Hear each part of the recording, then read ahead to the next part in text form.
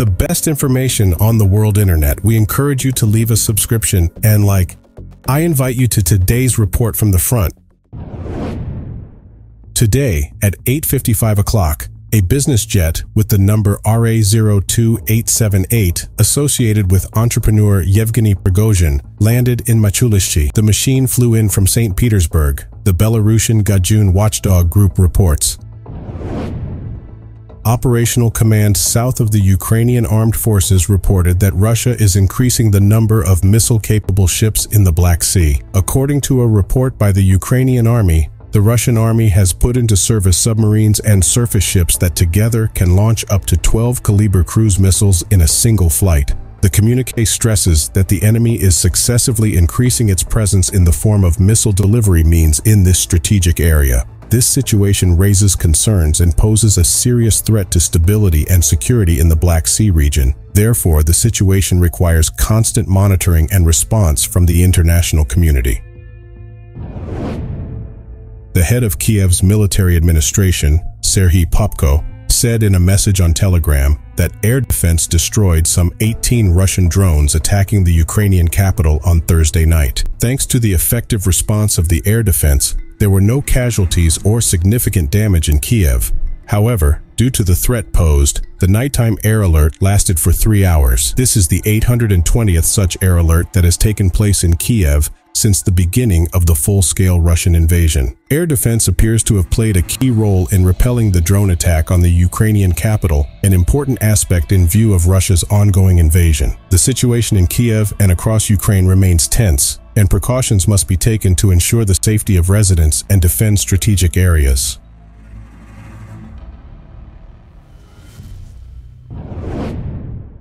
Local authorities in Kherson in southern Ukraine have reported that an Orthodox church was shelled by Russians, leaving 3 people injured. The head of the regional government, Oleksandr Prokudin, reported 3 injured passengers of a bus that was driving past the church at the time of the attack. All 3 have been hospitalized, and the condition of a 74-year-old man is critical. Unfortunately, the situation worsened during the rescue operation. There was another shelling of the same place, and the aggressor's troops fired on firefighters who were putting out the fire caused by the first attack. As a result of this incident, 4 emergency service officers were injured and equipment was destroyed. These tragic events show that the situation in Ukraine remains very dangerous, with civilians and emergency services in constant danger. The conflict must be resolved peacefully to avoid further suffering and destruction.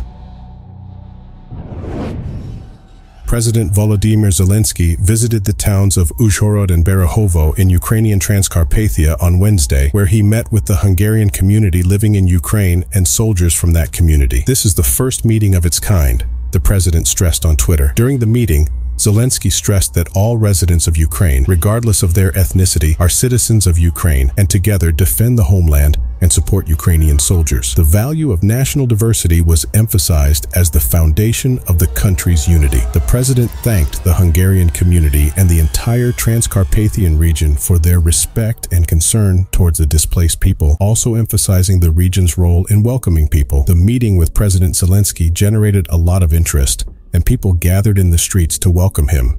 In Berehovo, there was a meeting with Fedir Sandor, Ukraine's nominee for ambassador to Budapest. The nomination is still awaiting approval from the Hungarian side. It is worth noting that Ukraine's Transcarpathia is home to a Hungarian minority of more than 100,000 people.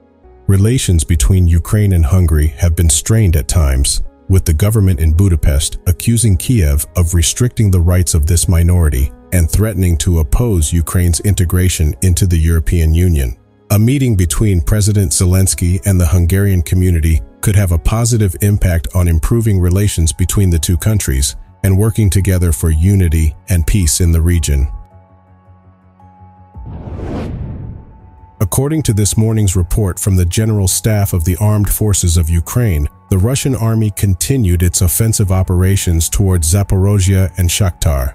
In the direction of Zaporozhye, Russian forces shelled a number of localities, such as Novodorivka, Bilohirya, Huliapol, Zaliznikny, Pyatikhatki, and Kamensky Zaporozhye. In addition, the Russian Air Force carried out airstrikes on Huliapolo, Molotokmakka, Novodanilovka, and Pyatikhatki in the Zaporizhzhia region. In the Shakhtar direction, the Russian army shelled the villages of Vuhledar, Vodyany, Blahodatne, Storozhevo, Rivnopol, and Zelenpol in the Donetsk region. Also in the area, Russian aviation carried out airstrikes on Staromajorsky and Makarivka. As a result of these actions, there were 44 combat clashes between the Ukrainian military and Russian forces. The fighting took place in various places, including in the direction of Uzhhorod, Blahodatne, and west to Staromayorska, Kordumivka, south to Andriivka, and west to Klishchiivka in the Donetsk region, as well as near Marinka. The situation in the Donetsk and Luhansk regions remains very tense and requires constant monitoring. The fighting and attacks by Russian troops are having serious consequences for civilians and infrastructure in this area of Ukraine. The international community must remain committed to finding a solution to this conflict and supporting Ukraine to ensure security and stability in the area.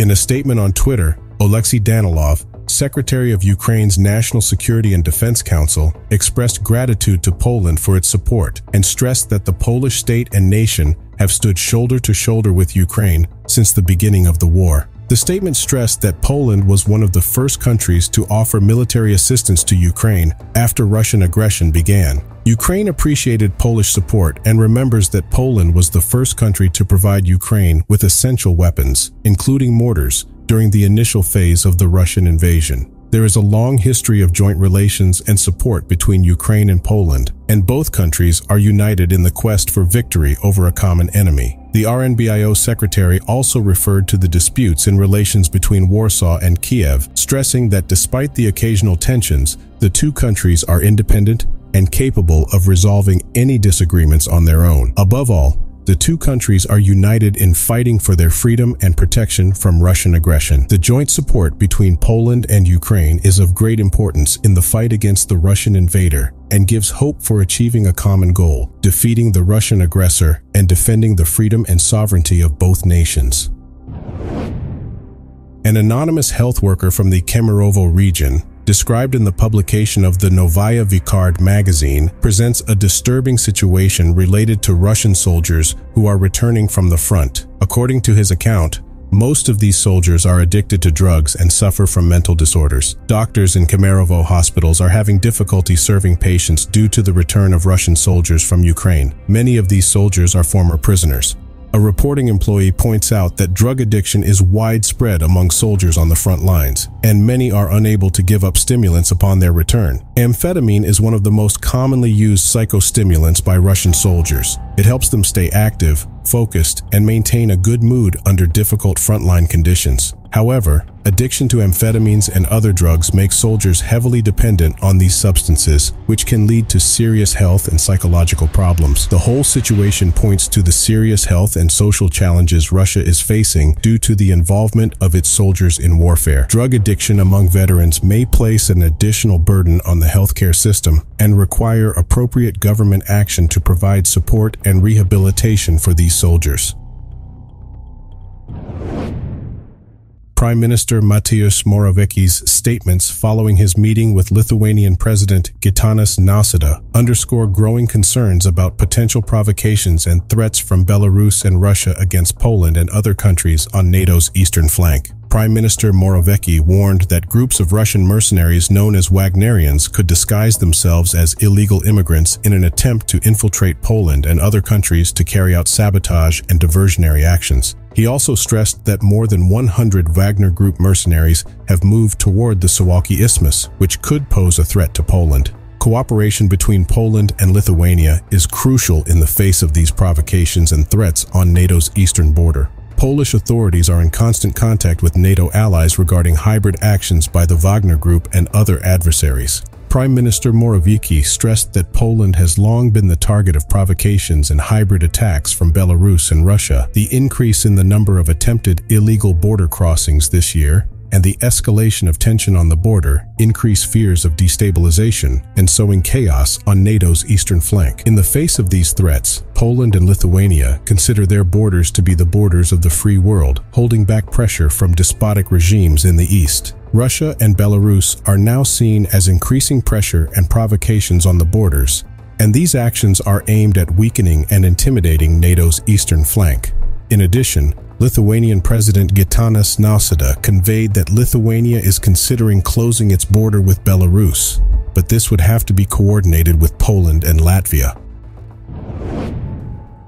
Russia has added Norway to its list of foreign countries that Russia says have committed unfriendly acts against Russian diplomatic missions. Several countries were included on the list, and presence on the list has implications for the ability of those countries to hire local workers in Russia. Norway, as one of the countries on the list, is now restricted to employing only 27 local workers at its diplomatic post in Russia. This is a reaction from Russia to earlier actions by Norway, which expelled 15 Russian diplomats in April, accusing them of espionage. In response, Russia also ordered the expulsion of 10 Norwegian diplomats.